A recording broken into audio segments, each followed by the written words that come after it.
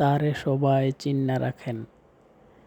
তে একজন দালাল, তার নাম হচ্ছে আবু দালাল উরুফে রফিক মিয়া। তার বাড়ি হচ্ছে শালদা নদী, গঙ্গানগর। এই দালালের বাচ্চা আমার সাথে একটা প্রতারণা করছে। এই দালালের বাচ্চা আমার কাছে একটা বিষা বেচছিল। বেচার সময় কথা ছিল লোক আসবো, আসার 10 দিন পর আকামা বানাই দিব 1 বছরের। কিন্তু লোক আসার সাথে সাথে আকামা বানাইয়া দেয় নাই। আকামা 3 মাস পর বানাইয়া দিছে, 3 মাসের, 1 বছরের বানায় নাই। এই দালালের বাচ্চা আমার সাথে প্রতারণা করছে। আগে এই দালালের বাচ্চা আমার সাথেই ছিল, আমার রুমে ছিল।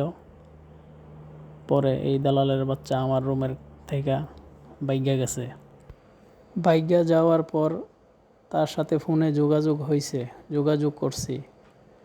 বলছি, তুই 3 মাসের আকামা বানাইয়া দিছস, আরও 9 মাসের আকামা বানাইয়া দে। তে আকামা বানাইয়া দেনাই পরে 3 মাস পরে আমার লোকটা অবৈধ হইয়া গেছে। তে আমার লোকের আকামা বানাইয়া দেনাই। দালালের বাচ্চা, তোরে আমি যদি পাই দেশে, কোনো দিন যদি তোর লগে দেখা হয়, তখন বুঝবি তুই আমার টাকা নিছস 1 বছরের আকামা বানাই দিবি বইলা, তুই আমার 1 বছরের আকামা বানাই দেস নাই। তুই আমার টাকা নিছস, আমার টাকা ফেরত দেস নাই। তোরে যদি লাগল পাই আমি দেশে, কোনো দিন যদি দেখা হয় দালালের বাচ্চা, তারপরে তোর সাথে হিসাব হবে।